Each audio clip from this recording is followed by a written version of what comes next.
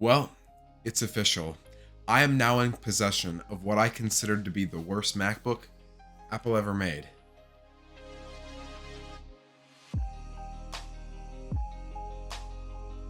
The title is no joke. This is what I consider to be the worst MacBook, and I'm not the only one who has given it that title. To give you a little context as to what I'm talking about, this is the 2016 13-inch MacBook Pro, and from a glance, it's not a bad looking Mac by any means. Coming from its new generation back in 2016, it's a very innovative and elegant design that holds up extremely well almost a decade later, and I've always loved this style, but that's where the cool factor about this specific computer ends. And boy does it hard fall off into a ravine. Seriously. Even though this computer is technically a MacBook Pro, this model is the complete bare bones base This model is the complete bare bones base model you could get in 2016. It comes with a 2 GHz dual-core i5, 8 GB of LPDDR3 RAM, and a 256 GB SSD. While these specs weren't bad 9 years ago, it really isn't ideal at all these days. I mean, this thing is slow. It honestly takes longer than my patience can stand, but that's partly a problem with me.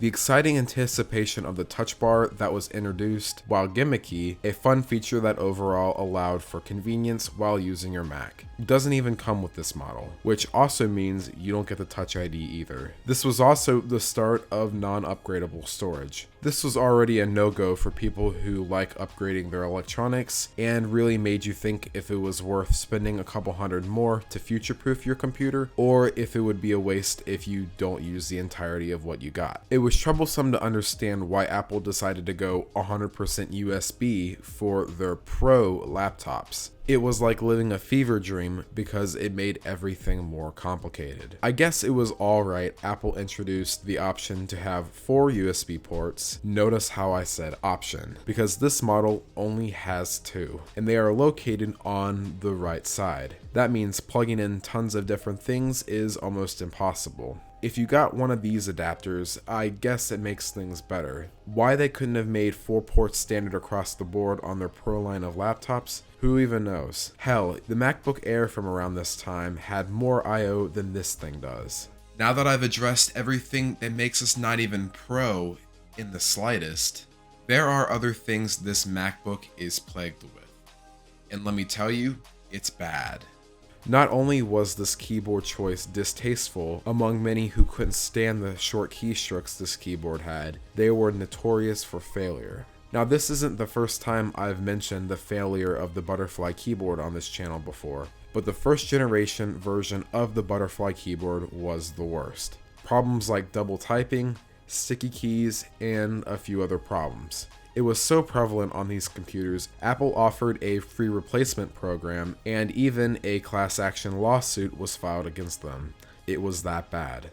This was only one problem. Another tragic flaw these had involved the display, which was given the name Flexgate. To put it short and sweet, Apple made the display cable just a tiny bit too short, and well, opening and closing the laptop could cause the cable to rub against the sharp metal piece, and you could probably guess what happens. The metal eventually would wear the cable raw and would cut into the tiny little wires, causing the display to have backlight issues and, in some cases, complete display failure. It's actually insane.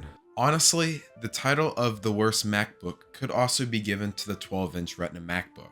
But at least that computer tried to fulfill its purpose as an ultra-portable notebook. This computer doesn't. There is nothing about this computer that is any better than its predecessor, the 2015 13-inch MacBook Pro. That computer had better ports, keyboard, reliability, upgradable storage, you name it. In fact, the performance is honestly about the same, if ever so slightly better, or worse, give or take. And both computers ended support with macOS Monterey. So it's not even like the newer computer had a longer lifespan. As a side note, I bought this MacBook Pro specifically for this video. This specific unit I have is nothing more than e-waste. And I say that because the battery is so horribly degraded, I'm even surprised this thing still holds a charge. I've never seen battery health this bad on any laptop I've ever reviewed before. It isn't even worth the time and money to replace the battery in one of these nowadays. it would honestly have a better life being recycled into something new. I hope you enjoyed watching this video. If you have any suggestions on videos you'd like to see me make, please leave a comment down below. Don't forget to like and subscribe if you enjoyed. If you are feeling generous and would love to support what I do, feel free to become a channel member or support me on Patreon. So with that, I'll catch y'all in the next one.